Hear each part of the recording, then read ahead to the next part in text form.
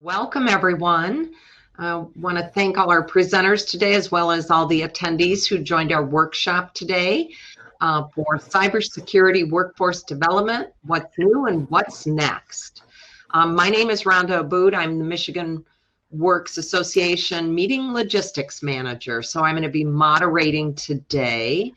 At the beginning of the chat, I posted a survey and some Twitter handles and Facebook links, so please go out there and spread the good word about this workshop. I also will be posting the survey at the end. We would like our attendees to take a few minutes to fill that out so we can tabulate all those results and provide those to our presenters. I would also like to give a big shout out to Michigan Works Region 7B for hosting and sponsoring this workshop today. We appreciate all of our sponsors here at the workshop. And just a note that I posted this, but if you hover over the PowerPoint screen and double click, it'll maximize that and minimize the presenters. So you'll be able to see it a little easier, which is definitely help when we have multiple presenters on the screen. So without any further delay, I'd like to turn this over to Michelle Cordano. She is our Talent Development Liaison with Sector Strategies with the Michigan Department of Labor and Economic Opportunity. That's a big one to spit out. Welcome. Thank you, Rhonda. Very happy to be here. I also, in my role, each of the talent development liaisons is given an industry to focus on, and my industry is IT. And because of that, I've had the opportunity to work with the Economic Growth Institute at the University of Michigan, and two of our speakers, Stephanie and Ashlee, who'll be coming on later, and also Amanda with the Michigan Department of Education. So grateful to be here for Cybersecurity Workforce Development, What's New and What's Next. I'll be setting the stage here, just kind of talking about some of the cybersecurity workforce needs and credentials and job titles. I'll also be talking about how we're working to close the gap. There are several resources that I'm going to share with you and initiatives, and those are at the national level. They're also at the Michigan state level, and then finally some regional initiatives that you might want to connect with in your own area. And then after all three of us, Ashlee will kind of give an overview of the specific Department of Defense program for the cybersecurity maturity model certification, talk about kind of the collaboration with the state. Stephanie will then talk about our workforce needs group, what's driving companies and some possible solutions that have come out of that work. And then Amanda's going to talk about our K through 12 pipeline initiatives, including a new initiative called Secure Michigan with DTMB. So at the end, there will be an opportunity for Q&A. So if you have any questions, feel free to put those in the chat. My first couple of slides you're probably already familiar with, but I thought it was worth just repeating this information again. We do have a skills gap in Michigan. About 70% of Michigan jobs require a post-secondary education, but we're not meeting that goal as of today. And we have a high number of skilled trades jobs, and openings is projected 47,000 a year through 2026. Another report that I find valuable in my work and some of the information is the ALICE report, and that's asset limited, income constrained, employed. So in other words, the working poor, which account for about 43% of Michigan citizens. So quite a startling number. Also, as it relates to technology, they're saying over the next 20 to 30 years, the types of jobs that will be available will be unrecognizable to us. And even that 50% of the knowledge obtained in the first year of a four-year degree will be outdated by the time that student graduates. There's always also some information in this report that talks about all the jobs that will likely be replaced by technology in the near future, including retail salespeople, food prep and fast food chains, team assemblers, and also secretaries and administrative assistants. So I encourage you to look at that report if you have the time. And then, of course, we are, charged to help the governor meet her goal of 60 by 30. We want everyone in Michigan to have an opportunity for post-secondary credential, and we have several different initiatives that are trying to meet that goal of the governors of having 60% of Michiganders achieve post-secondary credentials by 2030. I see somebody asked, where can I access the Alice report? So I'll be sure to put that in after I'm done with my part of the presentation.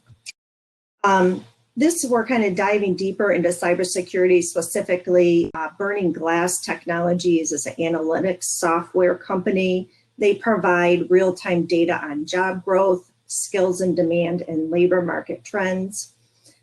You will notice on my next couple slides, I do have a link at the bottom left corner. So for those of you who want to access that report, it will be there. But this is a specific report called Recruiting Watchers for Virtual Walls, all to do with cybersecurity. And it is saying that the jobs in cybersecurity have grown 94% since 2013. They also account for 13% of all IT jobs. And the demand for automation and cybersecurity roles has grown by 255% and risk management by 133%. So these are some startling numbers that kind of point us in the direction as workforce development professionals and educators that we have to pay attention to. And then lastly, and I think it's an important note, that not all cybersecurity skills are specifically cybersecurity positions, that many are combined with other IT roles. Which takes me to my next slide, which is the Michigan IT Cluster Report. And our division, the Industry Engagement Division, we produced several different reports for industries, healthcare, energy, manufacturing, and we also did one for IT in 2009. Again, just reiterating the growth in the IT sector, double-digit growth through 2026. It notes software developers are the #1 job, and you'll see that in my next slide as well. But there are also some associate degree programs such as computer network support specialists. And the median hourly wage of IT workers is $41.54. So that's close to 2.5 times the statewide median hourly wage. So that is significant. Again, you will see a link at the bottom of the page if you would like to view this report. And then finally, more than 36% of IT occupations require a bachelor's degree, but of course that leaves the other 64% that do not necessarily. And then this is just, I had this pulled for the month of July. So this is, it's pulled from the Conference Board Help Wanted Online. So the first column is just your occupation, your title. The new jobs in just the month of July are posted next. So you can see there's a very high demand, median salary, all very good. Annual openings. What really stands out to me in this slide is, again, those software developers. We really need those in the state of Michigan. And the typical education. This was another really great report that was created by the WIN, Workforce Intelligence Network, which I'm sure many of you are already familiar with. But they put together this cybersecurity emerging technology skills gap analysis. And they filtered the analysis for cybersecurity and data privacy related skills and certifications. What's interesting here is, again, to reiterate that not all jobs that need cybersecurity are specific, that's the only hat they wear. They wear many different hats. And here you can see some of the occupations you might not think of traditionally, such as an insurance sales agent, secretarial, administrative, accountants, auditors. So many different jobs and occupations are requiring this skill set for the workforce. So now we're going to kind of jump into what are some of the solutions. First of all, there are many different cybersecurity degrees available in the state of Michigan. And you can, again, there's a link in the bottom left. This is cybersecurity degrees in Michigan. You can click on that, but there are 6 programs or 6 Michigan schools that are offering associate degree programs in cybersecurity, specifically 10 that offer bachelor's degrees in cybersecurity. We also have 5 schools that offer master's and 3 institutes that offer certificates and doctoral degrees. Again, you can click on this link and you can go and find those specific schools and programs that are available near you. And then here's where I'm going to talk about some of the resources that are out there for those of you who are interested in learning more about what's happening in cybersecurity. We've got CyberSeek, and it's an interactive tools and data online. They have heat maps on there so you can see what the supply and demand is depending on your geographic area. They also have interactive career pathways that you can look at. Cisco Networking Academy.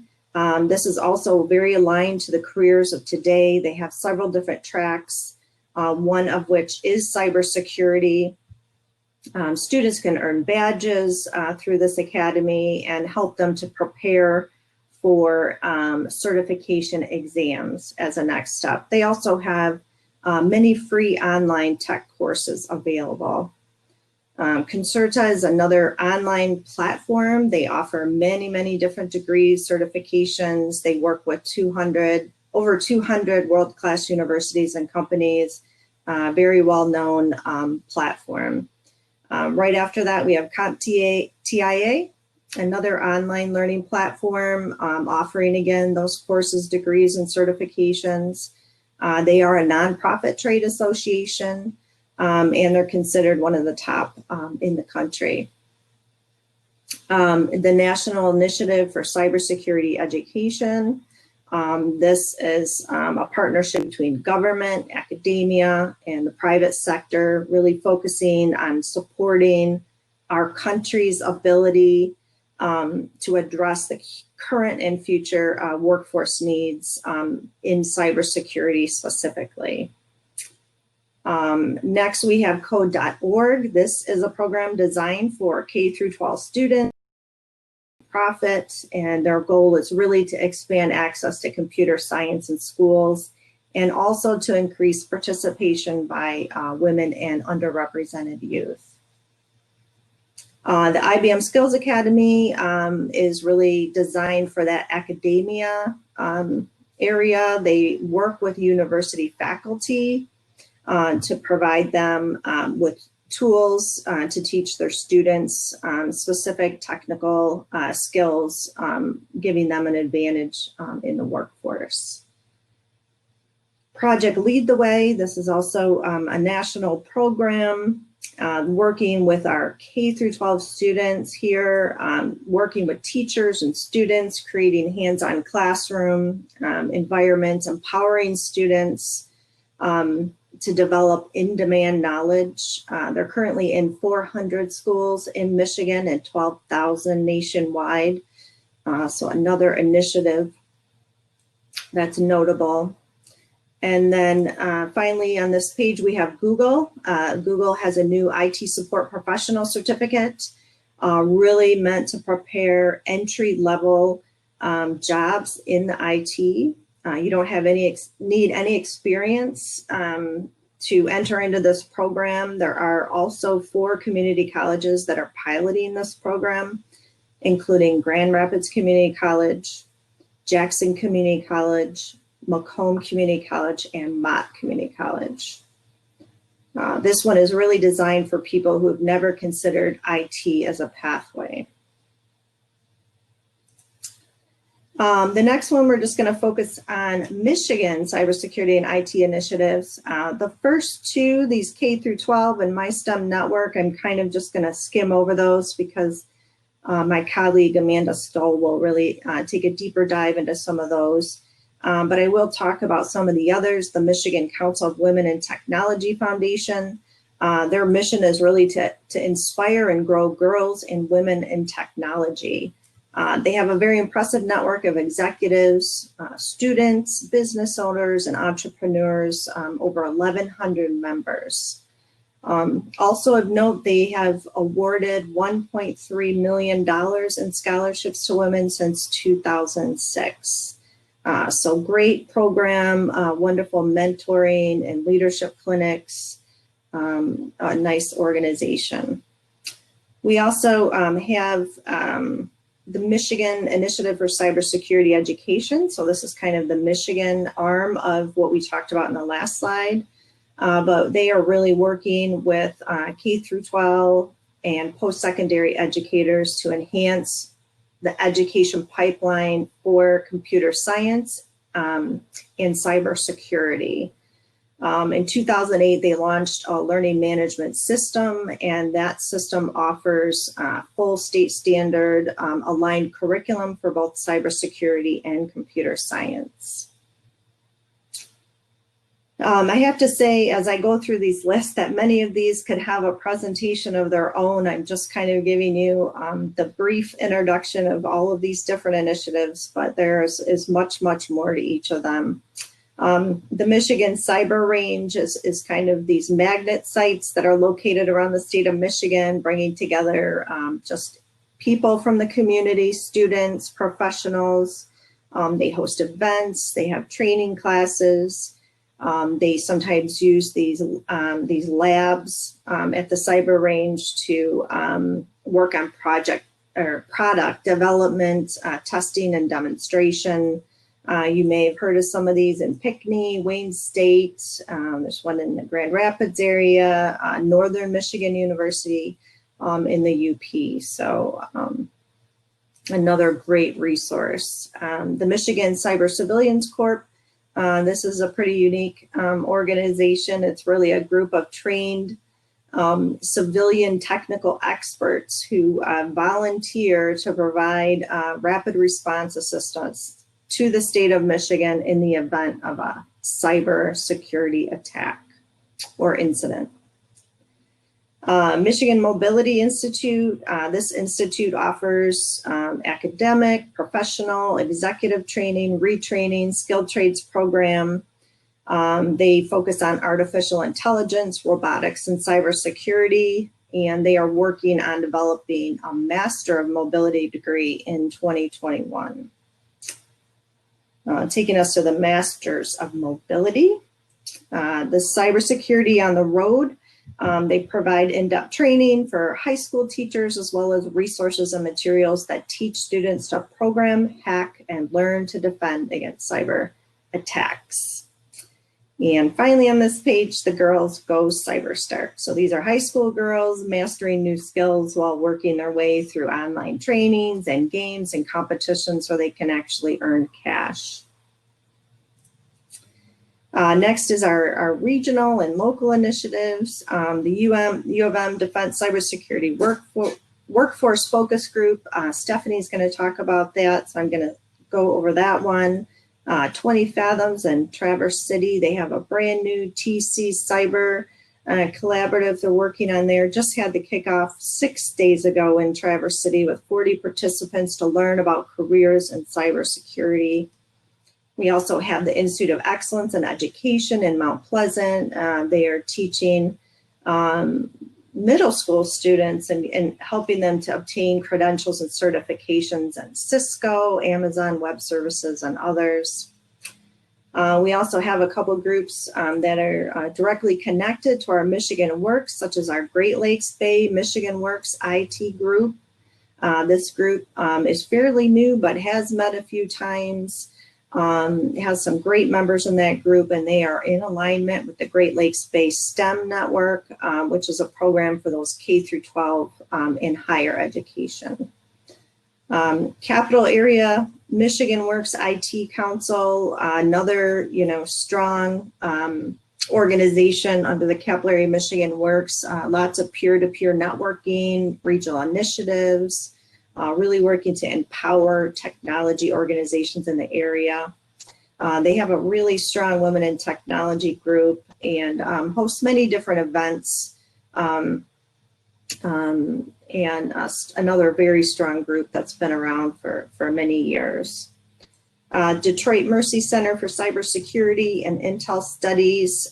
This is, another one that could probably have its own presentation, but they are a national security agency and U.S. Department of Homeland Security National Center of Academic Excellence. So that's a mouthful. But they are a very strong center for cybersecurity education, criminal justice, software management. So a very strong programs that they have there. West Michigan Center for Arts and Technology.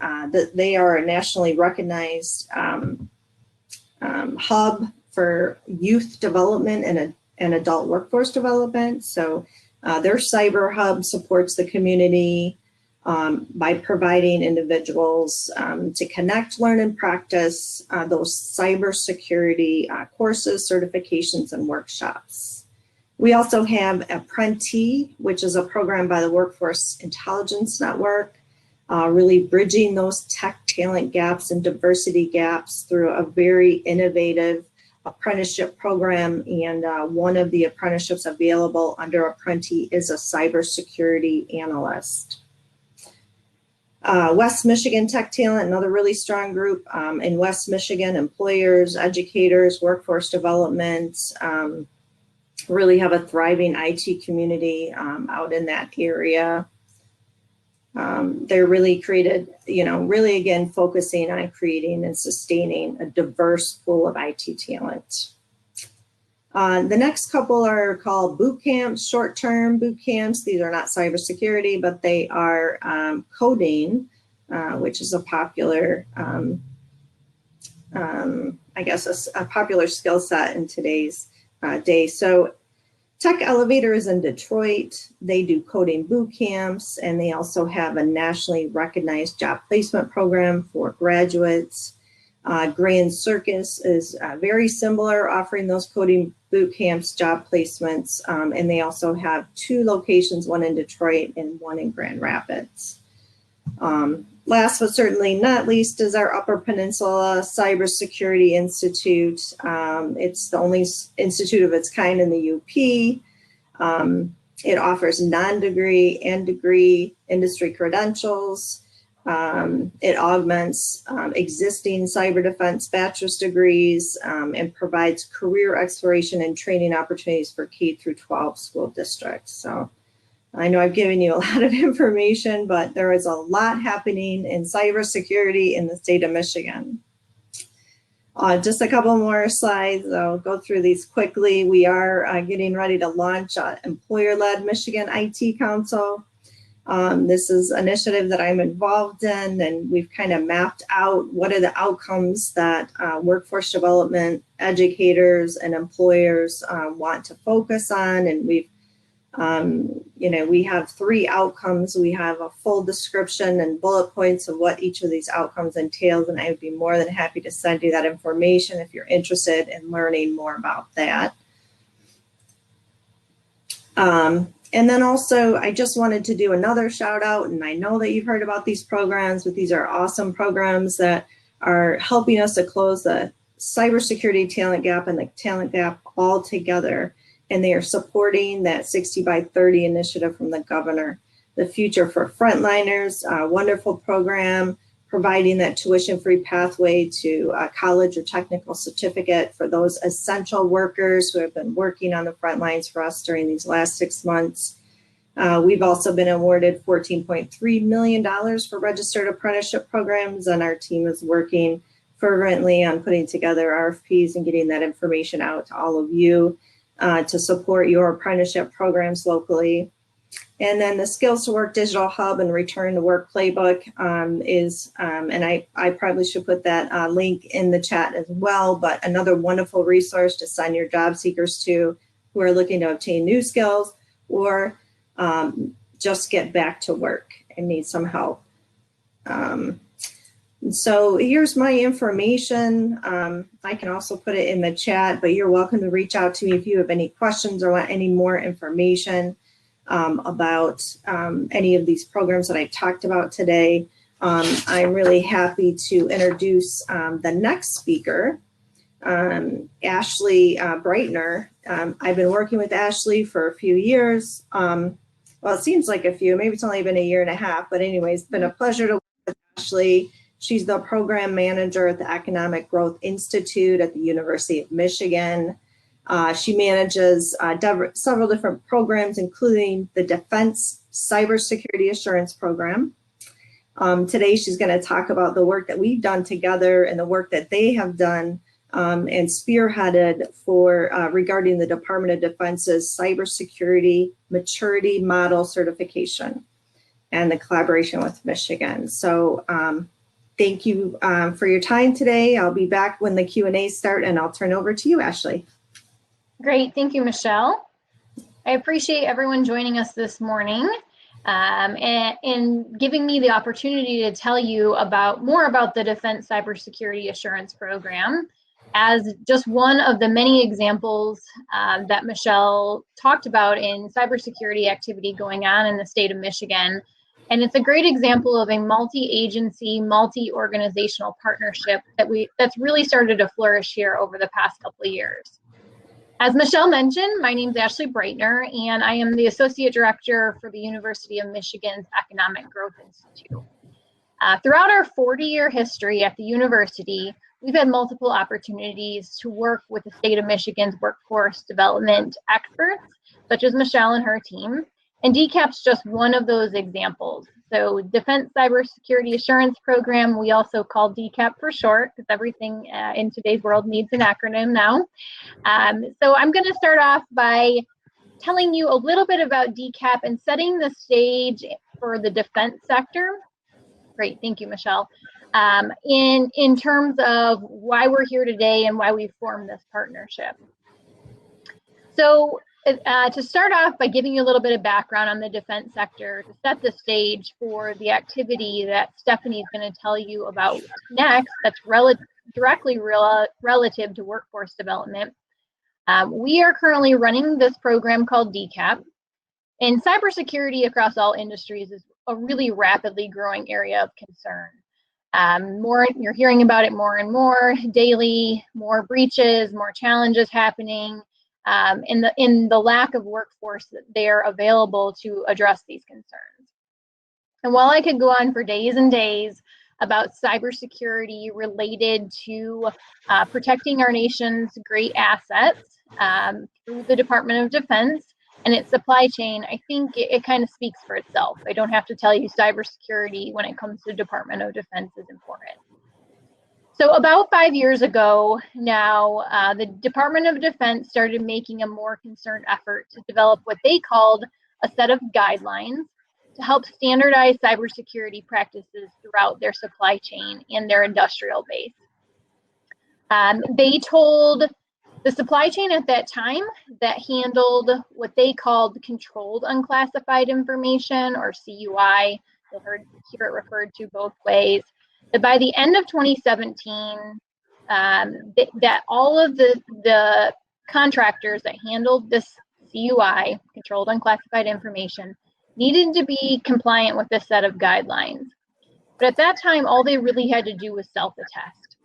So they had to go through a process, make sure they're meeting the guidelines, and then they had to sign off in the supply chain that they were there. Well, unfortunately, with most industries, self-attestations really only go so far. And with the level of security needed in the defense sector in particular, this didn't last very long. So as you can see on the screen now, on the slide in front of you, what the Department of Defense did at that is they shifted from the attestation model to developing what today is called a third-party certification model, in the industry now known as the Cybersecurity Maturity Model Certification, or CMMC.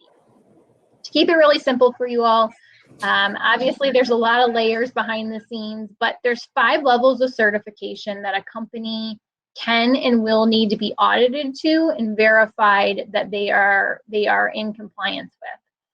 And this is based on the level and the type of information that their company's handling. So it's scalable depending on the level of security a company needs to have within their organization. 5 levels, scalable, sounds pretty simple, right? Well, what if I told you then that there are over 300,000 suppliers in the Department of Defense supply chain?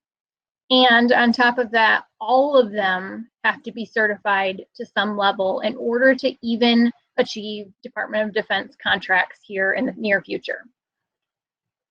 And what if I told you then on top of that, that most companies have their supply chain, in the supply chain do not and will not have a cybersecurity professional on staff. Most companies can't afford it to have a dedicated person that's specific to these tasks and these responsibilities. So hence, this is why we formed DCAP, or the Defense Cybersecurity Assurance Program. Next slide, please.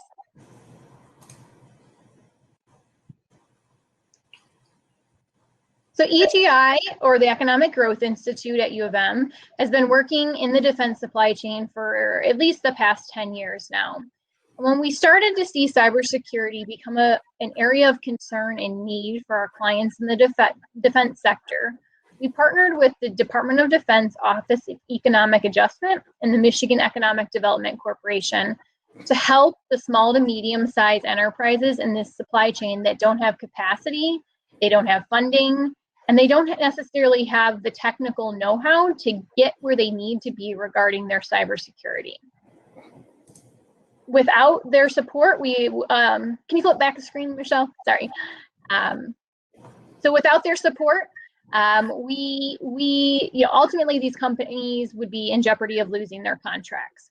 So we have 4 parts to our grant you can see here, and Stephanie is really going to focus next on the workforce focus groups. But just to give you a very high level, quick overview of the other 3 portions, we offer direct company assistance with one-on-one consulting, providing a cost share match to companies that qualify. So we help them utilizing expert consultants get to where they need to be.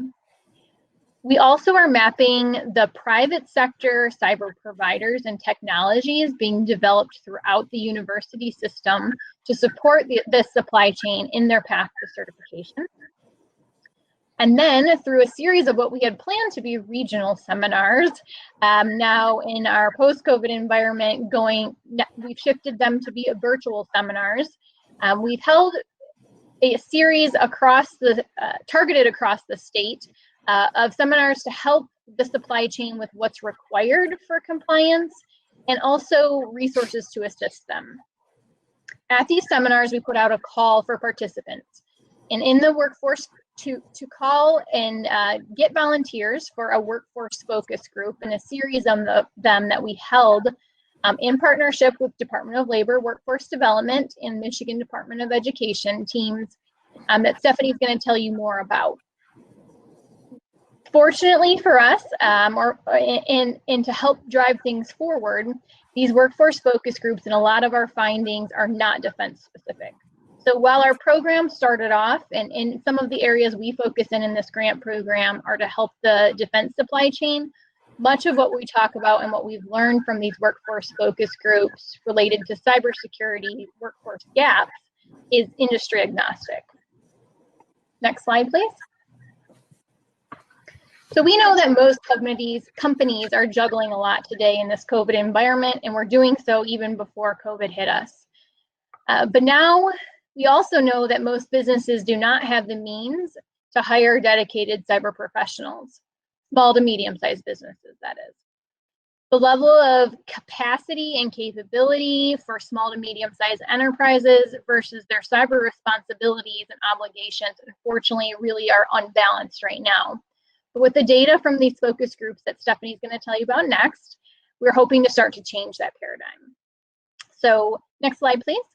This also is my contact information. If you have any questions about our program, please do not hesitate to reach out to us, or regarding the outcomes that Ludwig is going to tell you about next. And Stephanie is our project manager for the DCAT program. She works in the trenches in the day-to-day with companies to support them in being on their path to compliance and understanding what's required and helping them navigate through this space. So next, I'd like to introduce Stephanie. Thank you, Ashlee. Hi, everyone. I am thankful for the opportunity to present today to share with you some of the workforce gaps we have found related to cybersecurity. As Ashlee mentioned, with our partners from the Department of Labor and the Michigan Department of Education, we've been calling on volunteers through our seminars to participate in workforce focus groups to identify and understand the cyber-related workforce challenges as they relate to gaining and maintaining cybersecurity compliance for small to medium-sized manufacturers across our state. So these focus groups were designed as a method to collect data, not only on workforce needs, but also to work towards understanding what is driving these needs and to determine what the industry perceives as potential solutions to address those needs. So through these focus groups, we have found that many defense contractors plan to address their cybersecurity needs through a variety of personnel means that included internal dedicated staff, internal staff that are not IT professionals, and then also some support from outsourced managed service providers, which means that these companies will really need a workforce that can meet their cyber needs. So let's take a look at what we found. Next slide, please. So through the conversations during these groups, we found that there were 5 main drivers that are creating a cybersecurity skills gap in the workforce. The first is a lack of cybersecurity expertise. Small businesses have an inherent desire to focus on what they do best, the products they make, the service they sell. Management and employees typically are not well versed in IT and especially cybersecurity, and they really struggle with setting it as a priority within all of their other day-to-day responsibilities. The second is changing technology. Technology is constantly changing as the companies begin to incorporate Industry 4.0 and digital technology. Sensitive company data is at a bigger risk and definitely needs to be protected. Another driver is cost. Companies are now facing additional costs to incorporate good cyber hygiene in their daily operations. And if they are a defense supplier, they will also soon face further costs related to the fees associated with that third-party certification from the Department of Defense requirements. Additionally, there's flow down. So in the defense world, this is related to how controlled unclassified information is handled. Companies express that there's a lack of appropriate DoD, Department of Defense, flow down of information providing guidance on this CUI. That's driving confusion associated with knowing what it is that they have to protect. And the workforce lacks the training and resources to determine what data and documents they may be working on that contains that sensitive information. And finally, there's those compliance requirements. The Department of Defense has released the CMMC, that acronym that Ashlee just talked about, that will require companies to meet specific cybersecurity maturity requirements in order to do business with them. So from our conversation, there's really a lack of skilled and experienced personnel available to support all of these changes in drivers. Next slide, please. So what are some of the key findings that we found? So the key findings related to identifying workforce needs were consistent across each working group that we held. There were really 8 items that you see on the screen that were weighing heavily on the minds of the small to medium-sized manufacturers. So security awareness and training, many participants identified that their employees had a lack of awareness of good cybersecurity practices and the importance of implementing critical cybersecurity measures. Those manufacturers told us that the person in charge of their internal IT and cybersecurity would attend training sessions, but then they would not relay that information back down to the rest of the organization, or sometimes they just didn't have the ability to take that highly technical concept and relay that in layman's terms. Another big issue is lack of management support. So participants stated that their management frequently has a misconception that cyber threats and technology, that they are a technology issue and not a business issue. So therefore, they don't recognize the importance for dedicated resources and investments to assist with becoming and staying cyber secure. As a result, management frequently does not react when there's a cyber incident. Well, they don't react until there's a cyber incident or unless the requirement is imposed by a higher authority. So as Ashlee mentioned before, there was a self-assessment. Now there's going to be a certification. So now all of those defense suppliers are going to need to react and put these practices in place.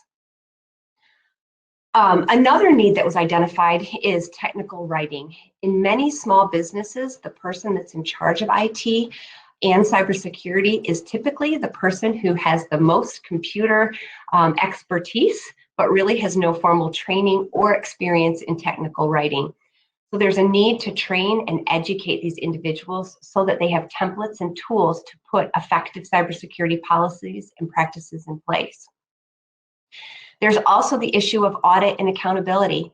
Cyber threats are constantly changing, and companies need cost-effective solutions to monitor those systems, recording that data, and having people that can monitor that and have those controls in place to address those potential threats. Incident response training is also needed. Companies identified that there's a workforce knowledge gap for staff that are responsible for implementing effective plans for detecting and determining the business impact of a breach, and actually having processes in place to address and mitigate if a cyber incident happens.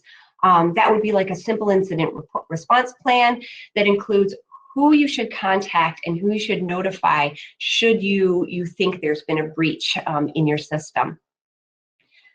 So as related to companies that are working with both the Department of Defense and non-Department of Defense business, staff with limited IT experience and knowledge of controlled and classified information struggle to support a network configuration that can separate those two, and the associated network for their customers and clients without getting external support. So there's a workforce need there.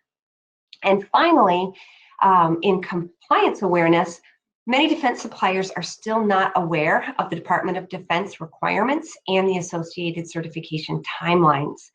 In addition, there's a shortage of cyber professionals who understand what those requirements are through the NIST 800-171 and the CMMC requirements. On top of that, with those requirements, there's another concern that companies might be implementing overly complicated cybersecurity systems and processes that really might not be necessary for the level of business that they're doing. So what are some of the solutions to these needs? Let's move on to the next slide.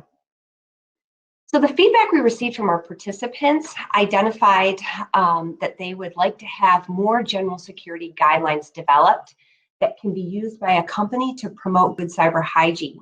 But if you're defense, they would like those to also align with the CMMC certification requirements as defined by the Department of Defense, but definitely presented in a manner that a non-IT person can easily understand and comply. They want to make it user-friendly. They would also like to work with universities to help develop cybersecurity coursework to give students a better understanding of cybersecurity and the DoD supply chain. And this could be accomplished with more courses discussing cybersecurity impact and integrating a field-based coursework by allowing students to examine infrastructure in companies. Students could then apply their education by helping manufacturers implement sustainable solutions through internships, apprenticeships, that sort of thing. As I mentioned before, technical writing classes are a definite need. As that relates to cybersecurity policies, the courses would help train IT personnel in policy creation, document management, and really how to organize and handle the company's sensitive data. They also would like more policy and procedure templates. We don't want to have to make things from scratch. So they want templates that can be easily modified and integrated for their small business use that would apply to what their needs are. Hosting cybersecurity management classes to develop training on how to manage cybersecurity systems at the workplace effectively without having to bring in that managed service provider that adds extra cost to their bottom line. And as always, there is also the need for additional funding to offset those costs of cybersecurity training for those non-traditional employees that are now responsible for cybersecurity, preparedness, and maintenance. So that is it for me. That's what we found through our workforce focus groups, and I'll be available to answer any questions at the end of the presentation. My contact information is up there. I'd be happy to provide any more information or answer questions about that. So next up is Amanda Stoel, who is a department specialist at the Michigan Department of Education. She works with educational leaders across the state to explore the effective use of technology to support learning and learners. It is her vision to bring awareness of, remove barriers to, and enhance the use of technology through authentic collaboration. Today, she will be sharing information from the Michigan Department of Education and the Michigan STEM Network. Take it away, Amanda. Great. Thank you, Stephanie, and good morning. As Michelle, Ashlee, and Stephanie have shared with you, there is a great need to close the cybersecurity workforce gap, as well as many opportunities for Michigan citizens to become aware of, engage with, and join the cybersecurity field. I'm going to take a few minutes just to share how the Department of Education and our collaborative partners are working to strengthen the cybersecurity workforce pipeline with traditional but innovative K-12 education solutions. As you can see on this slide, we have a traditional solution for developing a strong workforce, which is engaging individuals in learning experiences that target competencies or knowledge, skills, and ability. So the first thing the Department of Education did was release in 2017 our Michigan Integrated Technology Competencies for Students. There are 7 competencies ranging from collaborative communicator, as well as computational thinker and digital citizen.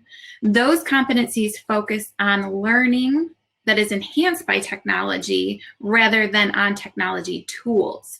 So we're starting to build some scaffolding, starting with those competencies and then moving into our standards. So in December then of 2019, we released the Michigan K-12 computer science standards through collaborative work with our statewide strategic partners, including some key K-12 cybersecurity experts. Those standards were adopted in May of 2019, and the vision behind those standards was that all of our learners will be able to develop foundational computer science skills to solve problems and be constructive citizens. Our students will learn new approaches to problem solving. They will harness the power of computational thinking, and they'll use computer science tools to create technology. Not only should our students be creating technology, but they should be versed in how to protect those new technologies and their information within those technologies. That's why Michigan's computer science standards include cybersecurity as a key subcomponent that addresses both what students can do and should know. But releasing competencies and adopting standards is not the end-all be-all for ensuring students master those things. They have to be exposed to different programs in order to interact and engage with those skills and to master those skills. So to build capacity across the state, MDE administered some pilot grant programs that included Cyber Patriot and Cyber Range programming. It funded teams to start up and to grow those programs across the state. The grant program created an opportunity for coordinating and growing those programs by leveraging existing cyber programs, accessing the school district structures, leveraging professional learning opportunities, and connecting with authentic worksite programs. The grant created opportunities for our students and our educators to engage more fully in developing those cybersecurity skills. The coordinated programs are all aligned to those competencies and to our standards. The Cyber Patriot program also built out digital badging for students so that students can show the mastery of those skills, knowledge, and competencies they have with prospective colleges, universities, and employers. So during the grant program window, there was both Cyber Patriot and Cyber Range. Those programs did show growth in the number of students that participated and the number of teams we have across the state. Next slide, please. So as I mentioned, MDE leveraged professional development opportunities. We used a program called EduPass. It's a platform, Canvas platform that provides educators across Michigan with access to free, on-demand professional development. We knew that we couldn't get these programs to students if our educators across the field didn't feel comfortable with this content. So as you can see, there was growth in courses taken by educators over a 6-month period. We also provided additional podcasts and events across the state, including several sessions specifically at the Michigan K-12 Computer Science Standards Summit. Next slide, please. Thanks. As part of the framework, the comprehensive framework for building a traditional pathway, not only do you have competencies, standards, professional development, but key networks to help build capacity across the state to administer and offer these types of student programs and professional development. We work with the MiSTEM network. MD is partnered with the network to bridge the education field and business and industry fields to leverage those partnerships, identify those gaps, as was mentioned earlier in the presentation, and help close it. With 16 network regional directors across the state and a state level team, which includes Megan Schraben, the executive director who resides at LEO, the Labor and Economic Opportunities Office, myself at MDE, and our partners like Michelle at Workforce Development Agency, we're acting as a coalition building this framework. We're able to provide information to schools regarding those student programs and what professional development is available for educators. We're able to connect the educators to the program providers, and we're able to make that bridge between business and industry partners and our education institutes in order to encourage project-based, place-based, and problem-based learning experiences so those students have the ability and the experience to master those competencies and standards. Next slide, please. We also work with the Michigan Education Technology Leaders, or MEDAL, MySun, Merit, and MAISA to develop a holistic and collaborative approach to ensuring this cybersecurity pipeline is available to our educators. They've created a document called the Essential Cybersecurity Practices, which can be found on their website, and it helps school districts ensure that their systems and their networks are secure. Next slide, please. All right. MDE was also asked to partner with the Department of Technology Management and Budget on their new Secure Michigan Schools initiative. As you can see from the slide, the concept is to drive economic growth by developing a cybersecurity pipeline. The proposal was to provide grants to improve cybersecurity education to school districts. Unfortunately, the grant dollars fell through and we will not be able to provide grants, But the good news is that much of the work to develop a Michigan cybersecurity pipeline has already been started, and the commitment from all of those partners at MDE, DTMB, LEO, and many others is still very strong. Therefore, the initiative is still moving forward, and we're now working to meet the goals of the initiative. As you can see from this slide, there are 4 primary goals. They provide a comprehensive K-12 framework for cybersecurity education. To meet these goals, DTMB and their collaborative partners have created a framework for schools. Next slide.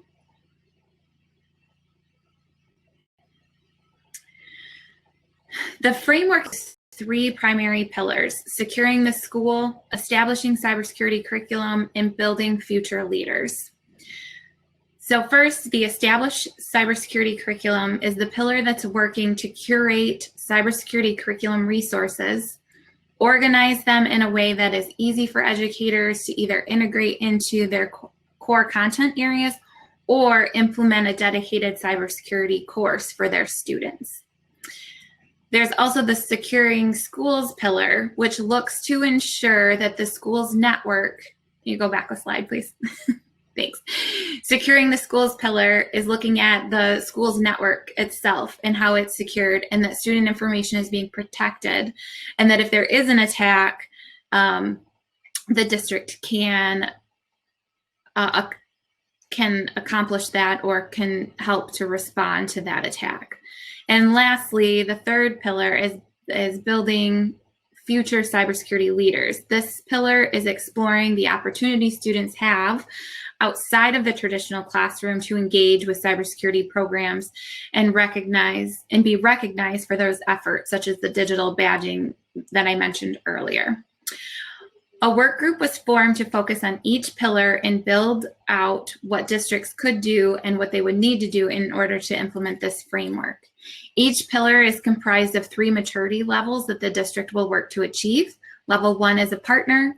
That's where they are committing to the first phase. They're willing to take the steps to start a cybersecurity journey. Level 2 is the leader. This is the level on the continuum where districts are actively improving their system and providing students with those cybersecurity learning experiences in the classroom and outside the classroom. And third, it's a full visionary level where it's kind of the final level of the framework, where districts have fully implemented their cybersecurity program, have established a K-12 curriculum, and are now beginning to coach and mentor other schools across the state. This draft framework and the resources that are being curated and developed by the team will be shared at the National Governors Association Cybersecurity Workshop in November. I almost said workforce again. It's on the brain, that's our word, but there's a workshop in November where we will gather feedback on this framework from our key cybersecurity stakeholders in order to improve and put the final details on the framework and be able to provide that roadmap for districts to follow and support their students' journey along the cybersecurity pipeline. So that's all I have to share. MDE is continuing to commit to supporting and collaborating on new and emerging cybersecurity initiatives across the state that further strengthen our cybersecurity workforce pipeline. I think we are to the point in our presentation where we can open it up for questions.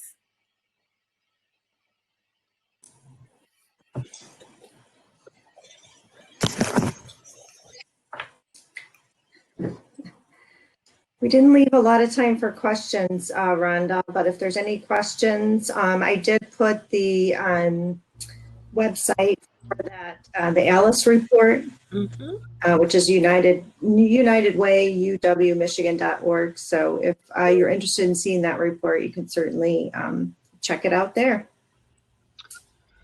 I did not see any questions in the chat. If anybody does have questions, please post them in the chat. And of course, all of us will see them and somebody, the appropriate person, will answer. As I was watching this, I'm thinking I have a 10-year-old granddaughter, and you know, our youth of today have been born and raised on technology, and this just seems like such a natural pipeline. So I'm really happy to see that very last piece that Amanda did talked about that K through 12 education component and engaging youth. So that's wonderful. I know for all of us, cybersecurity is so critical, more so now that we're virtual on everything. And we've all heard the stories of people crashing Zoom meetings with inappropriate material. So it is critical for everybody, and it's difficult, especially with so many people working remote. Right. I know cybersecurity is definitely a hot topic, and there's a lot of great work happening all around the state, locally, different agencies, different universities. So I'm just really happy to be working with all three of these ladies. We've been doing presentations together on a local level, and we're happy to be here today. And I look forward to working with them in the future, and trying to build that strong pipeline of cybersecurity skills that we need in our workforce, no matter really what their job or occupation is. In the end, they're critical skill set. So.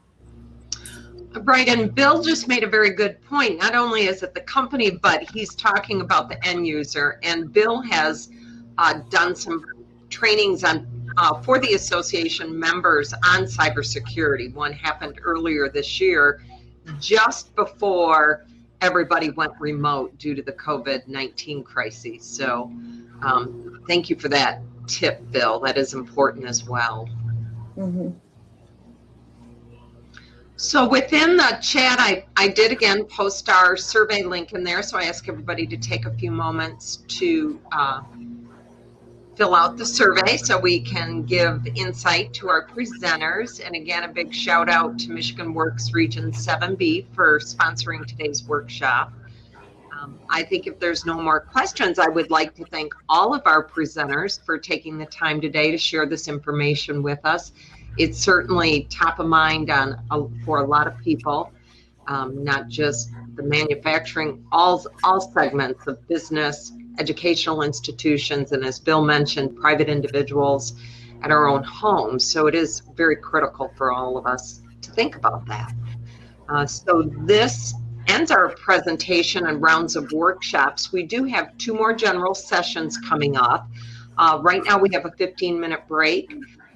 Get up and stretch or dance if they're playing music on the homepage again, and visit our exhibitors or take a networking opportunity with other attendees. Then we have a general session. Then we have a lunch break and a final general session with another keynote speaker. So thank you again to our presenters and all of our attendees. Thank you, Rhonda. Thank you. Have a great day, everybody.